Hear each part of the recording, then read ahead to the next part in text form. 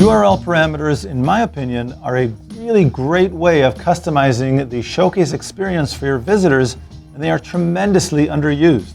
In this video, I want to show you how to take advantage of all the URL parameters available.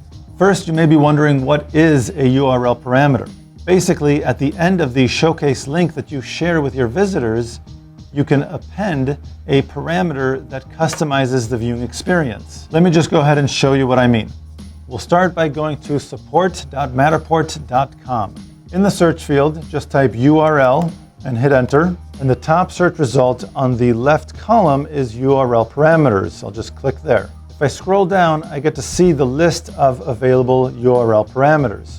So for example, the first one I get to is the help parameter. By appending ampersand help equals 1 to the end of the Showcase link that you share with your visitors, every time that link is used to open your Matterport digital twin, the visitor will see the help screen. Other helpful parameters are, for example, QS equals 1 and TS equals, and just put in the number of seconds that you want the guided tour or highlight reel to start after the model has loaded. Remember that you are not tied to only appending one parameter at a time.